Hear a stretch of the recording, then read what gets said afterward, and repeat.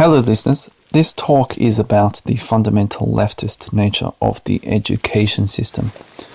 It was primarily prompted by a conversation I had with one of my commenters under another of my talks, and I was going to write some of this in response to that person, but I decided to make it into a full talk instead. I had already planned to make at least one other talk about the education system, but because this happened recently, it's prompted me to make a full talk about this. Before I go on, I'd like to say that although this is in response to that person's comments, I'm not trying to belittle this person or mock this person in any way. It was quite an interesting and also civil discussion that we had. So if that person, and I won't say the person's name, you can figure it out if you go back and look at some other talks of mine and find the relevant talk. I won't say this person's name primarily because I can't actually pronounce it. It's a Swedish name and I don't want to end up butchering the name. But nevertheless, if that person is listening, I hope you don't take this as being in bad faith or that it's mean-spirited or anything like that. It's not. It's simply to try to further articulate many of the things we discussed in the comments beneath that talk. Okay, so a little background on all of this.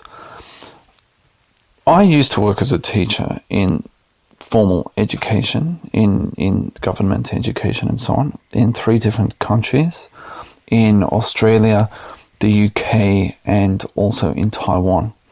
And I did that for more than a decade before eventually getting out. About a year ago, a little over a year ago, I still teach in a non-formal capacity, but I finally got out.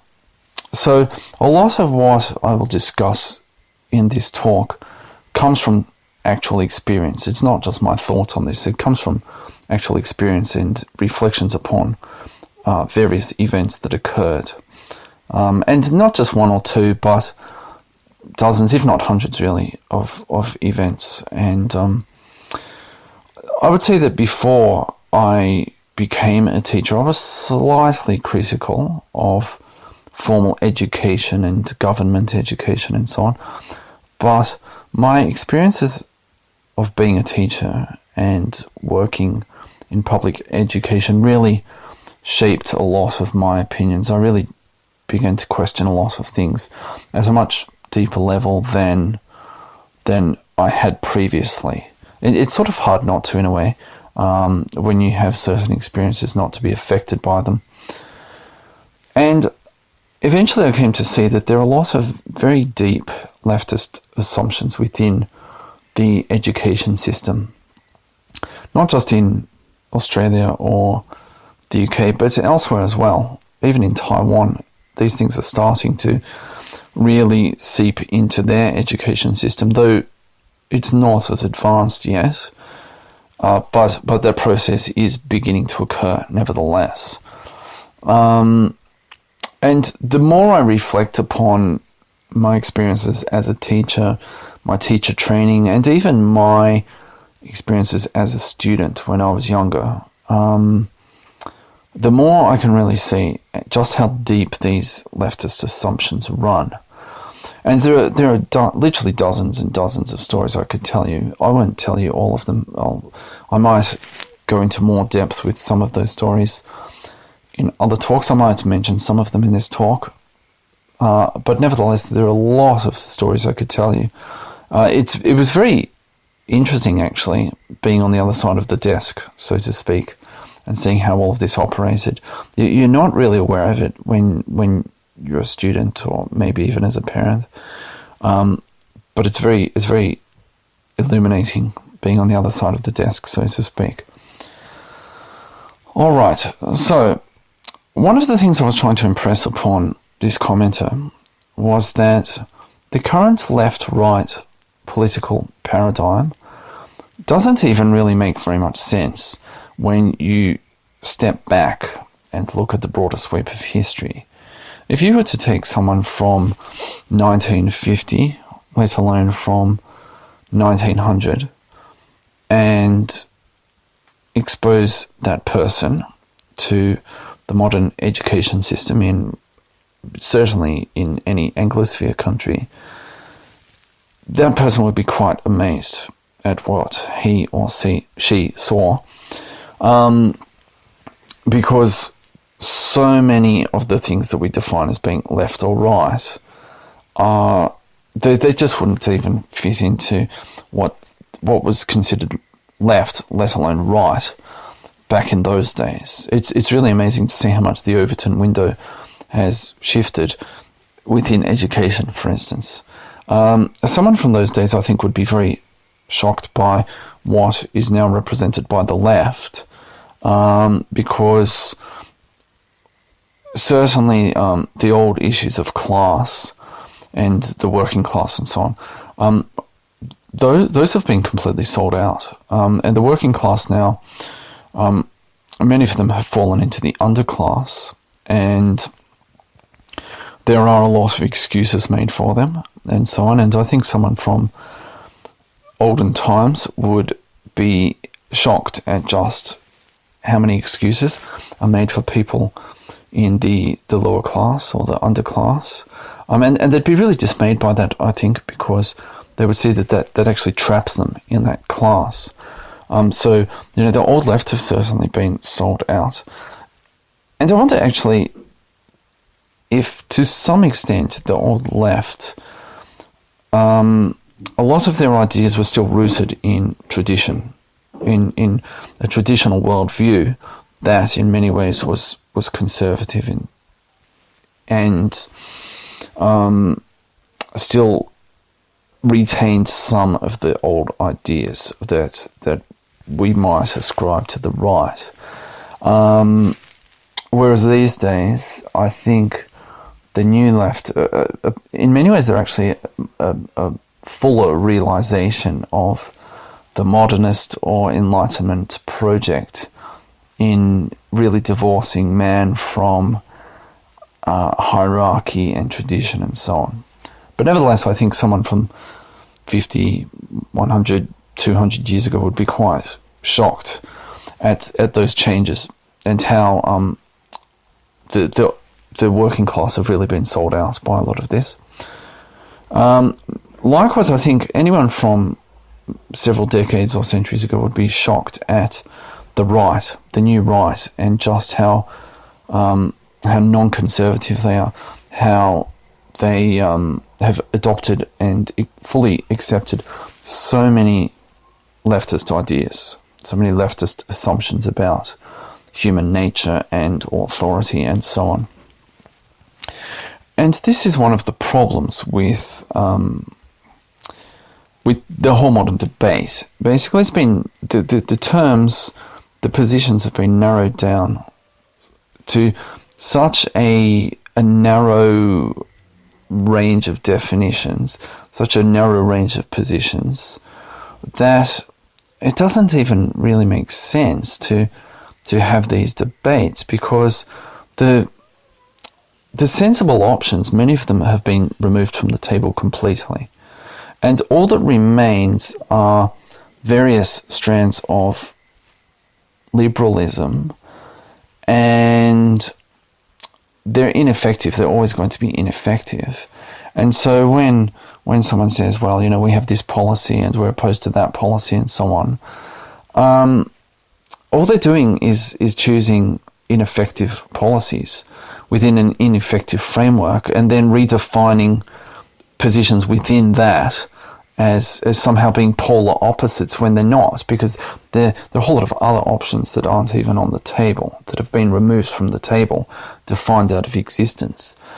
And of course what happens is they implement ineffective ideas and they don't work, and so they always end up doubling down, or they always end up blaming the other people for interfering or something like that. But they're working within a faulty set of assumptions. So of course they're going to get a faulty set of outcomes, of course, but they can't see that. And it's very interesting talking to people about this, such as talking with this person who commented under my talk, that I think I even remarked at one point that it's only once you step outside of this system, and I was sort of alluding to going to Asia, for instance, and seeing the way they do a lot of things in a much more traditional manner. It's only once you step outside of this system and see a very different system, although it's changing, of course, just how narrowly defined the political debate is, or the educational debate is within the West. And this person said, oh no, that's not the case, I know what's going on. But it was very apparent to me that wasn't the case. Nevertheless, it's also a problem even with many people on the alt-right. Even those of us who see it, or are aware of these problems, it's very difficult for us to address them, even because we've grown up in these systems. We are still surrounded in these systems. We're very much rooted in them and have been all of our lives. It's very difficult for us to start dismantling that because it's so deeply embedded in our psyches or our worldview. To this extent, I'm doubtful that anything can really be done with present generations. I think that there'll have to be some sort of crisis, and then something will have to re-emerge organically with future generations, and it will take quite a considerable period of time for that to re-emerge. But I don't think it can be done top-down. I don't think we can fix a lot of the problems, not just in education, but in society generally. I don't think there can be a sort of neo-reactionary prescription. I think these things are going to have to work themselves out in quite a messy way, and it's going to take time. In some ways, it's sort of analogous to if you took people from Cambodia who grew up during Pol Pot's regime in the 70s, people who were children or teenagers at that time and had their formative years then, those people are now struggling. Cambodia is a really dysfunctional and broken society because the culture was broken at that point. The transmission of culture was broken, and you can't just resume. It doesn't work that way. And so now you've got a whole generation of people who I guess are in their 40s or 50s, people who should be running society or functioning in society, and they can't because their culture was fundamentally meddled with. It was fundamentally broken right at that period of time when all those people should have been inheriting a tradition, and they didn't. And so in a similar way, I think even for those of us who recognize this, we're not going to be able to just put this back together as it was. It's a real problem with education, and we're starting to see that filter through now. Anyway, having said all of that, I'd like to get on to a specific quote from this commenter and respond to that quote. So here's the quote.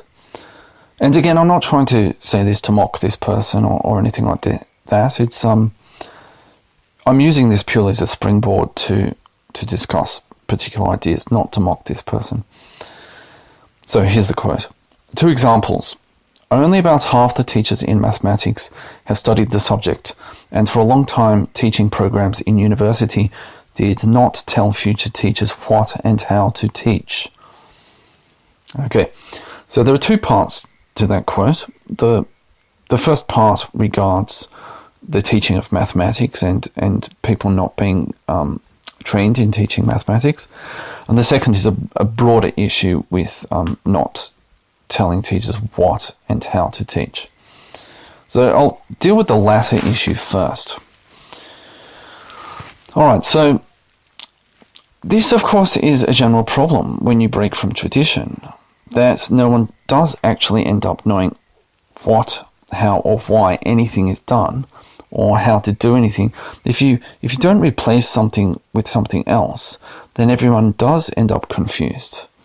If you spend time breaking order down into disorder, of course you will get disorder. Or at least if you spend your time breaking order apart, it should not come as a surprise if the result is disorder. And this is a fundamentally leftist approach to things, because they don't understand that, as I discussed in another talk, traditions take time. They grow up organically. They take time to grow up, and they're very complex systems. And once you begin meddling with those systems, you'll get all sorts of unintended consequences. Order exists because disorder is a bad thing. The people dislike disorder. Disorder creates all sorts of problems and suffering and so on. Order exists for a reason. And we're starting to see the disorder that comes from breaking order down, and why that disorder is a bad thing. And that's fundamentally leftist, that idea of breaking down order, breaking down hierarchy, overturning traditions, and so on and so forth. All of those things are fundamentally leftist in nature. The idea of the blank slate, that is a fundamentally leftist approach. The idea that we don't need this set of traditions, that there's not hierarchy, that people don't operate in a particular way, that we can just do whatever we want and we'll still get a good outcome. That idea that we can just discard all of those things as being old-fashioned and irrelevant and so on to the modern age, that's a fundamentally leftist approach to doing things. And the disorder that occurs as a result of that is a fundamentally leftist outcome. Now, people can't see that because they're so immersed in that system. People who existed in the transition could see that. They could see it happening. But we've had this now for at least a couple of generations. And the people who can remember that are very old or dead now. We've had at least a couple of generations of people, probably through well into their 40s at least, of people who have never known anything different, and so they can't step outside of that. They can't understand the fundamentally leftist nature of that project and the fundamentally leftist nature of the results that have followed from that project. Even when someone on the modern right speaks on this issue, it would still be unrecognizable to order rightists because they've still accepted a lot of those ideas, a lot of the core ideas in educational policy and so on. Now, why do I say that? Well, I'll give you an example.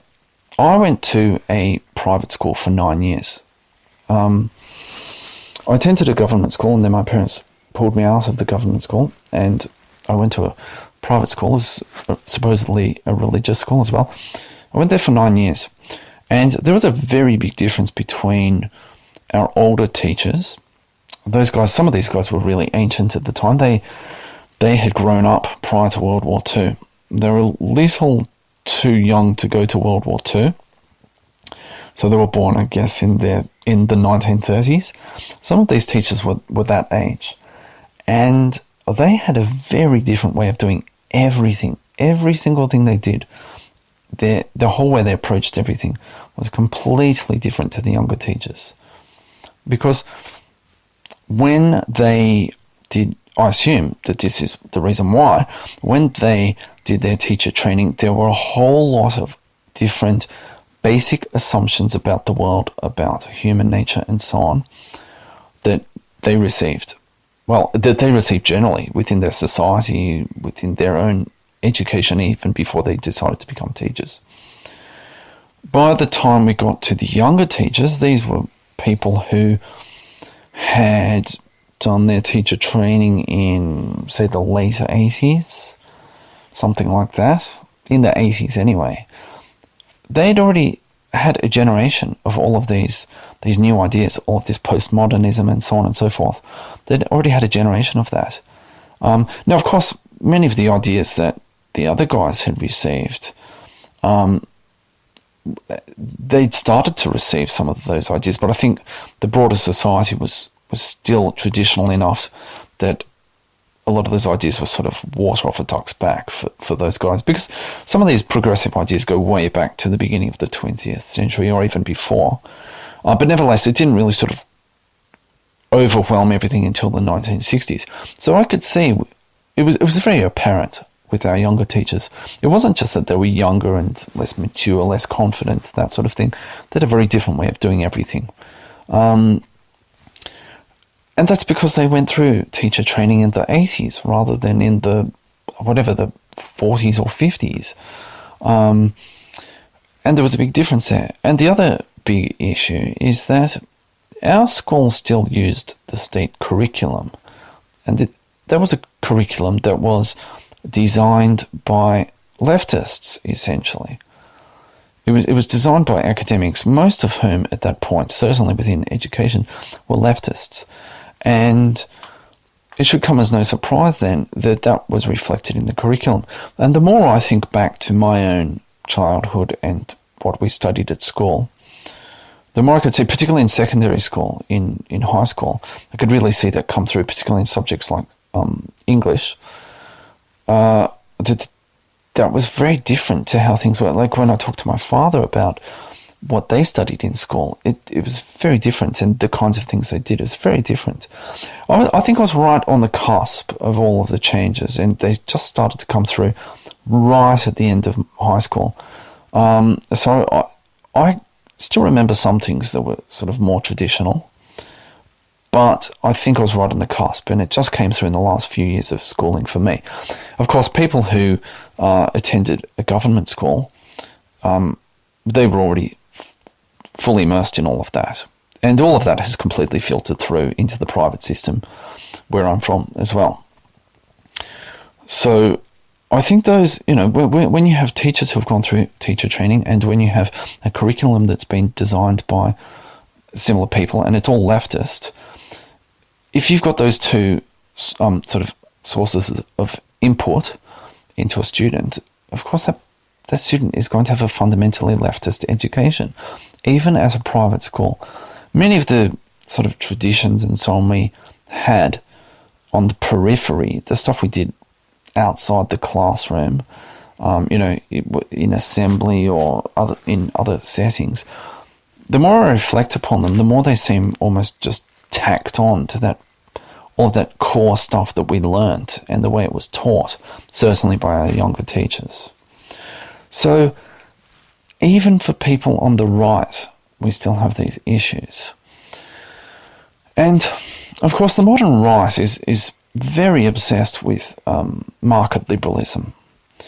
And this would be quite foreign to people from the past, because market liberalism seems to have almost completely subverted and subsumed tradition, to the point where I really think it would be unrecognizable to people from the past. And to define the modern debate as being between market liberalism and just liberalism is still to describe a debate that occurs entirely on liberal grounds, essentially.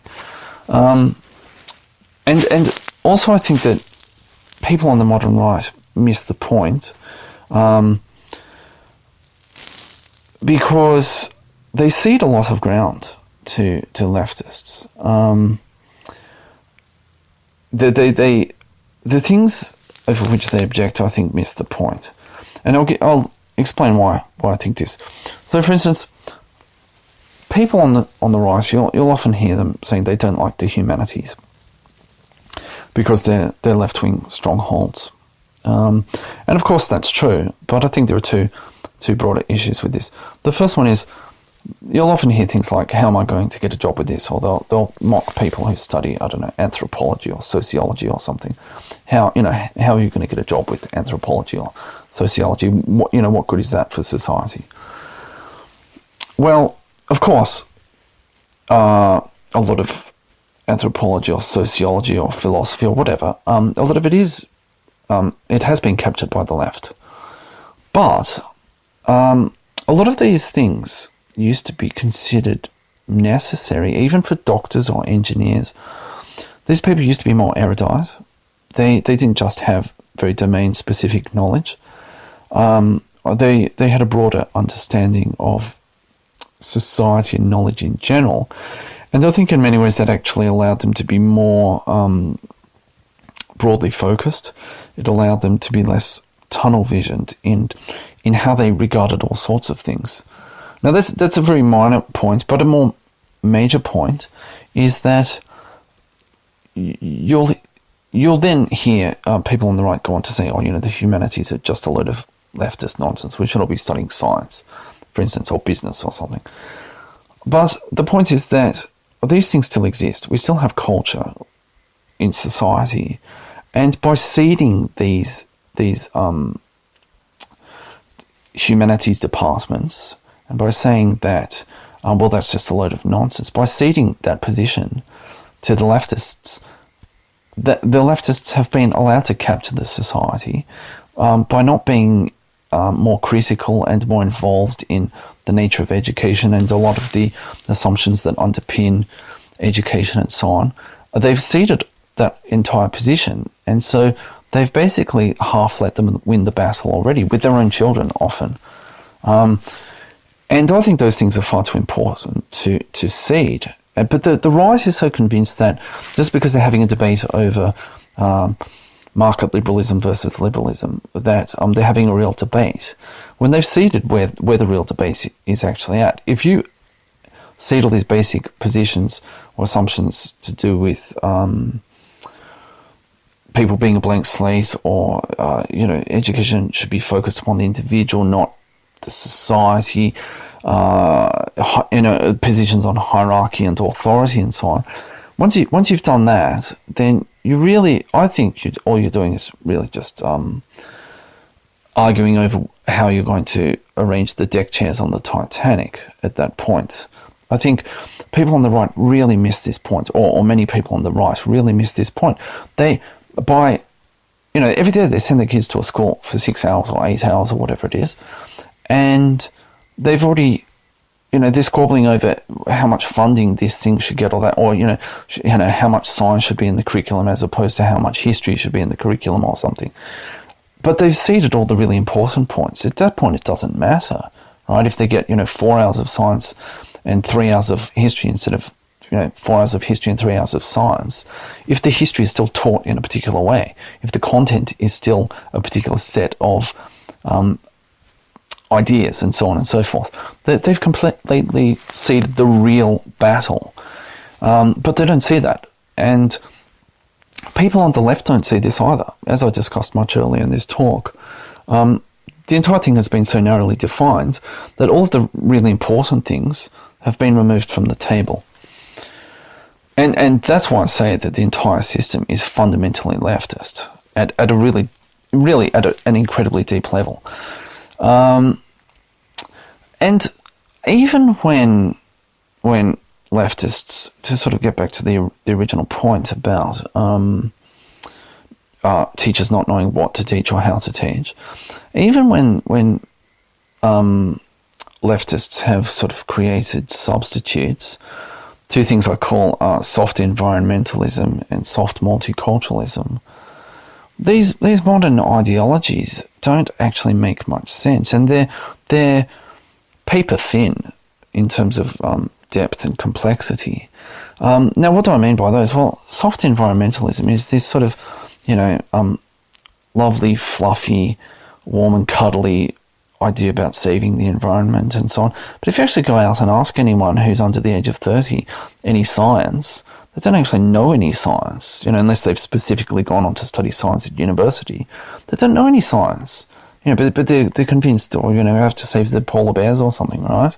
They don't actually know any science. And then soft multiculturalism, well, I mean, the irony is I do actually experience multiculturalism on a daily basis, I'm married to someone who's not from the same culture as myself. I have to converse in another language. I have to interact in this broader culture that is completely foreign to me, or not completely foreign to me, but foreign to me. And I have to sort of grapple with the fact that people think in a different way, have a different approach to things, and they have a whole different history and so on and so forth, and all of that. I actually do that on a daily basis. But, this soft multiculturalism thing that's so prevalent in the West is this idea that well, multiculturalism is a good thing. But you actually go up to one of these people and say, well, tell me about another culture. Do you speak another language? Any of this stuff. They don't. They can't. But, they'll go on to extol the virtues of multiculturalism, all the while not actually knowing anything about any other cultures, and also not actually knowing anything about their own culture. That's a great irony in all of this, that even when the left tries to install new ideologies, they're all paper thin. They don't actually make any sense. And I think a lot of this is really just about signalling. All of this stuff is just about signalling. I have the right set of ideas. It doesn't mean that I actually know anything, but I just have to tell you I have the right set of ideas, and that's good enough. And we're starting to see the fruits of all of this. It's the irony that was bound up in that original statement, and I'll read part of it again. Where is it? And for a long time, teaching programs in university did not tell future teachers what and how to teach. The irony bound up in that is that is the result. That is a leftist result that flows on from a leftist set of assumptions. That, as long as the kids just get their ideas down on paper, as long as they're creative, they don't need to know how to spell. They don't need to know their times tables. They don't need to actually know facts and all this stuff. Those are just oppressive. They've just got to get their ideas on the paper. They just have to be creative. Right. Every idea is valid. All of this stuff. Well, that's all the result of saying we're not going to teach them specific things. And that's all the result of saying we're going to break down traditions. So, when a person remarked that teaching programs didn't sort of enable or equip that person for actually teaching, but that's because they've taken all those old right-wing assumptions and discarded those, and so we don't need those anymore, and we've got these left-wing assumptions.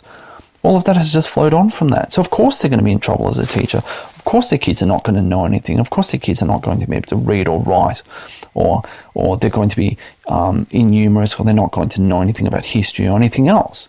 Because, all their ideas are equally valid, or it doesn't matter as long as they get them on the page, as long as they're creative and all of that. That's just a series of leftist assumptions and leftist outcomes right there. Now, I'd like to get into the first part of that statement about mathematics in particular. So the first part of that statement was only about half the teachers in mathematics have studied the subject.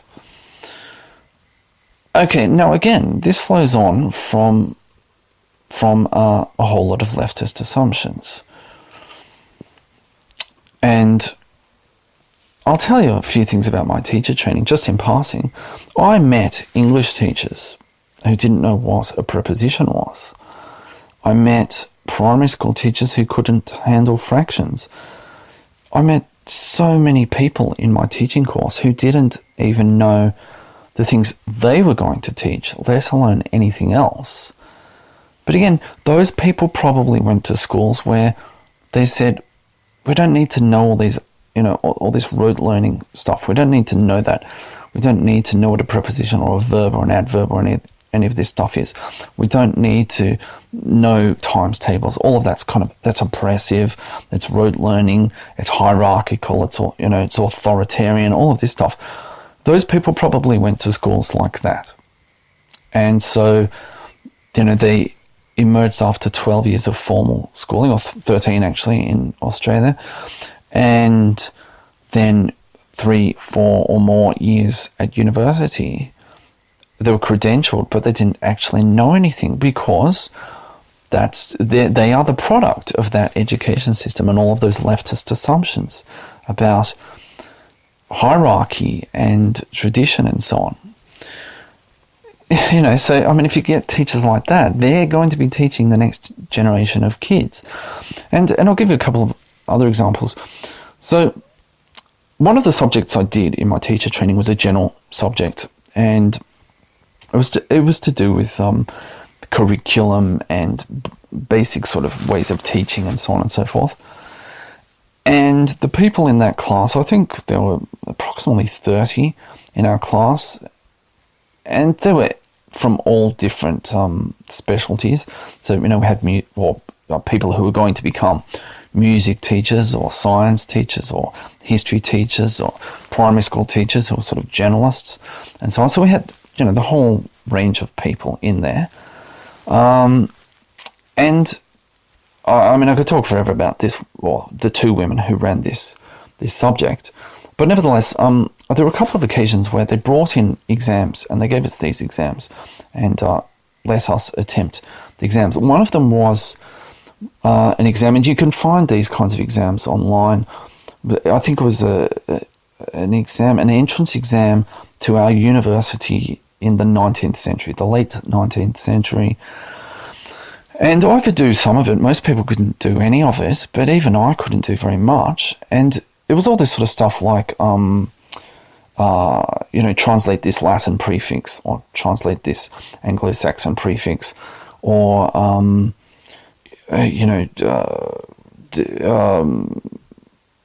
describe name the countries that, I don't know, say the Danube passes through, or things like that. It was all rote learning basically, and virtually no one could do more than a quarter of it or something like that, and many people couldn't do any of it basically, and that was all poo-pooed by the person teaching the subject. Likewise, on another occasion, we were presented with a mathematics exam. Now, one of the tables, we were all arranged on tables, about 6 or 7 people per table. And there was one table that was primarily composed of science and mathematics teachers. We'd been allowed to sit where we wanted. So, they didn't have any problems with this mathematics exam. On my table, I had an art teacher, I think 3 primary school teachers, these women who were pretty useless, pretty dumb actually, in fact incredibly dumb, as a lot of primary school teachers often can be. And I think there was one other person, I'm trying to think, I think he was an English teacher, I'm not sure. Anyway, so we were presented with this exam, and you always had to do these things as a collaborative effort. And I was sort of like, look, just give it to me. I'll do it all for you in 5 minutes, right? But of course you can't do that. That's too hierarchical, right? So I had to watch these people bumble their way through this exam, and I was thinking, great, just give it to me, just give it to me. And so we sort of, our group bumbled its way through this exam and didn't finish it, of course. And then at the end, the teacher said to us, it was a year 7, a 7th grade Japanese mathematics exam. It had been translated into English, obviously, but it was the kind of stuff they did, 12 and 13-year-olds in Japan did. And everyone's like, oh my God, they do, wow, they're so good at mathematics. And they are, of course. But then, once we were all sort of embarrassed, oh my God, they're so much better than us, we're adults, and they're only 12 years old. But then that was quickly overcome by saying, oh yeah, but they're not creative, right? They do a lot of rote learning, but they're not creative, right? And we're currently seeing the result of all of this with PISA exams and so on, and also with economics, that, well, East Asia is catching up pretty quickly, and it's going to overtake many Western nations if it hasn't already. So we're really going to see the effects of this soon. But again, it was this whole sort of thing of like, you wouldn't want to actually have to memorize anything. No, as long as you're creative, It's just a really leftist assumption. But the next result of that was that, as I mentioned, there were 3 people on my table who were going to be primary school teachers, and one of them, I ended up helping her, tutoring her, because they had to do a mathematics exam, because they had to be able to teach that, and I had to tutor her in things like, there's a cake that gets divided between 3 people, Bill gets a quarter, Peter gets a third, how much does Tom get, right? And she couldn't solve that, she couldn't work out what the common denominator was, she still couldn't grasp that you had to get it into twelfths, and then you end up with 7 twelfths. So there's only 5 twelfths remaining, so Tom gets 5 twelfths, right? So you couldn't do that even on paper, right? she was going to go and teach kids this stuff when she didn't understand it herself. Now, again, this gets to a really basic leftist assumption that you don't need to know that stuff. You don't need to know that graduating high school. You don't need to know that entering university. In the past, they used to do that. Hence, that old exam from the 19th century, those guys had to be able to do that. They had to know all of that stuff. They had to know it all inside out. Anyone who graduated high school had to know these things inside out. These days, we don't do that anymore. And there used to be a system, the classical educational model used to be what's called the trivium, and it was composed of 3 parts. There was the grammar stage, and that's why another name for primary schools or elementary schools is sometimes grammar schools, or at least in the US, because the first stage was grammar, the grammar stage, and it was basically about learning the nuts and bolts of whatever you were doing, just learning the names of things, what they were called, and what their function was. So whether that was English grammar and so on, spelling and all of that, or whether it was knowing your times tables in mathematics, or knowing the list of countries or states or rivers or whatever it was, all of that stuff. That was the first stage. That was the grammar stage. You assemble a huge body of knowledge before you do anything with it. It's not about being creative with it or anything. It's just about learning that huge body of knowledge. Then the second stage, the logic stage, was where they would start to assemble those things into bigger parts, but they still weren't being creative or anything like that. They were seeing how these things fitted together, the relationship between these things and so on. And the final stage, the rhetoric stage, was where you would start to become a little bit more creative. But you needed to do the previous 2 stages before you could do the third stage. You needed to have the knowledge, and you needed to see how those things fitted together, and you needed to sort of copy masters who had already mastered those things before you could get to the point where you would start to do it yourself. And we just abandoned all of that. We assumed that you don't need to know these things. You don't need to know the relationships between them. You can just go straight to being creative. Just, as long as you get it down on paper, it doesn't matter if you spell it correctly. All of this stuff, right? We just skip straight to that stage. And now we wonder why nobody actually knows anything. Well, that's because they just dismantled all of that. That's a really leftist assumption, and they're getting really leftist outcomes now. And indeed, that woman, one of the women who ran that class, she, after telling us that spelling wasn't important, she showed us some work from her son, and one of my classmates who had children said to me, that kid, he's about 2 years behind where he should be. My kids are the same age. They're much smarter than him. So, that's the outcome. This woman ended up with a kind of quasi-retarded child. Not genetically retarded, but, he'd been hobbled by this approach. And we can really see that now with the fact that my grandparents and my parents didn't graduate school. My mother later went back and did night school to complete school, but she didn't originally. She did that in her 30s, I think. And my father didn't, and my grandparents didn't, and yet they were so literate, incredibly literate compared to even people of my generation. I'm surprised at how my father has an enormous vocabulary, and the stuff he knows on every subject, and the way he can do mental arithmetic and all of this stuff, because they did put a really huge emphasis upon the so-called 3 R's, reading, writing, and arithmetic. So those people do those things, and now kids can't do mental arithmetic. I had a few occasions with students where I could actually solve equations such as 86 plus 47, that kind of thing, 133, right? I could do that like that, faster than kids could do it on a calculator. That's bizarre. It's really bizarre. They can't do that. And so then, of course, they have all these problems with handling bigger concepts because they never got past the grammar stage of knowing the nuts and bolts of numeracy or literacy. They never got past that stage. So when they actually come to having to do the rhetoric stage, they they can't do it.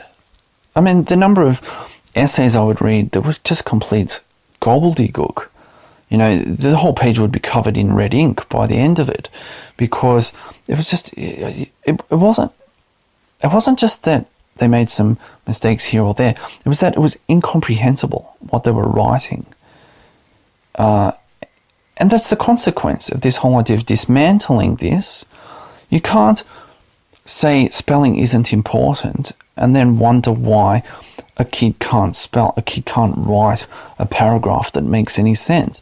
You can't say multiplication, your times tables are not important, and then, wonder why a young person in a shop spends a minute fumbling to give you the correct change in a store. These things follow from one another. And as I mentioned much earlier in this talk, I was right on the tail end of the old way of doing things. For instance, when I was in year 7, the 7th grade, we used to do a thing, I think it was called Beat the Bell or Beat the Buzzer or something like that. And it was a series of cassettes, and they became more difficult as you went through the series. And some were addition, some were subtraction, some were multiplication. I'm not sure if we did any for division. It was mostly addition and subtraction, and a voice would read out these sums, and you had 1 second or something before he would read out the next equation, and you had to write the answers down pretty quickly. He'd just be saying 14 plus 29 or something like that, and you had to write the answer down. 43, right? You had to write that down really quickly before the next one. He'd just be reeling them off, bang, bang, bang, like that, right? So we could do this kind of stuff, and I can calculate. If you say what's 17% of 450, I can calculate that out. I can't do it really quickly, but I can still do that. I can say, all right, so what's that? 17, 34, 68 plus 76.5, right? Something like that. But I watch kids do this, and they can't even do it on a calculator. They can't do it on paper, let alone in their heads, right? I was right on the tail end of all of that. And so, as I said, you watch a kid fumbling with change in a shop. You give him $10 and the item costs, $8.47 or something, and he, you watch him there, and you're sort of like, it has to be done by the register because he can't work that out himself, Or read something and it doesn't make any sense. But to, this is the problem, right?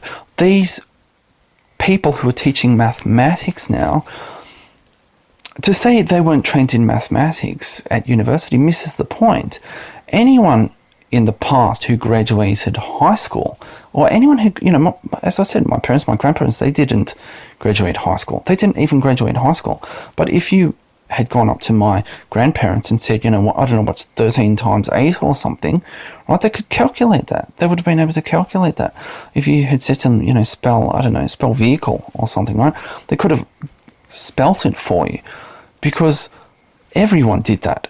And the point is, you could have got one of those people and they would have been a more effective teacher than these people who have gone to teacher college and who are teaching mathematics but don't actually know anything about mathematics because they didn't receive a rigorous education when they're at school.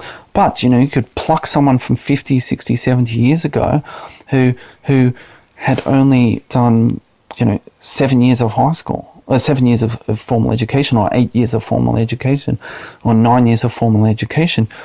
They would know more about mathematics. They would know more about history or English or anything else than someone who has gone through 12 or 13 years of primary and secondary education, and then a further, 3, 4, 5, 6, however many years of university education. My grandparents would know more than those people would about mathematics and everything else as well. So to say that they haven't received this training at university misses a much broader point, that all of this was taken as given back in the day. back in, the bad old days, the dark ages, oh my God, the 1950s, right? All of this was taken as given back in those days. But if you dismantle that whole system, because hierarchy is a bad thing and rote learning is a bad thing, all of this stuff, if you dismantle that system, well, you get these outcomes that even someone who's university educated is not as capable as someone who didn't complete high school decades ago. And that's really what I'm getting at. Everything is defined so narrowly, but if you look at the broader picture in a historical context, you can see that we've had generations of imbeciles now, and even I feel inadequate in many ways compared to things that my parents or grandparents know. And these people didn't graduate high school, and they didn't go to really good schools. I went to supposedly a good school, a private school, yet they still can absolutely wipe the floor with me on some of these things. It's really mind-boggling. That it's really indicative of just how far things have degenerated. And yet, everyone's having this absurd conversation about this left-wing issue versus that right-wing issue. It's all nonsense. If you take someone from 1950, or if you were to take someone from 1950 or 1900, they think it's all nonsense, and they'd look at us as a bunch of degenerates, and we really are. And this is a broader problem, not just with the education system, of course, but that everything is defined with this modern leftist narrative of relativism and postmodernism and so on. And then we wonder why we get bad outcomes, and we say, oh, well, it must be these horrible rightists. If only, if only. We can see that with everything. Gay marriage, the Confederate flag, border control, whatever. Any issue you take now, it's all defined purely on the new left, and they wonder why everything's falling apart. They just want to double down on more of the same. Here's a novel idea. Let's go back to the way we used to do things. Although, as I also mentioned, it's not that easy to put it back together once you've pulled it apart. But here's a novel idea. Rather than doubling down all the time, let's go back to the old way of doing things. Alright, so thanks for listening.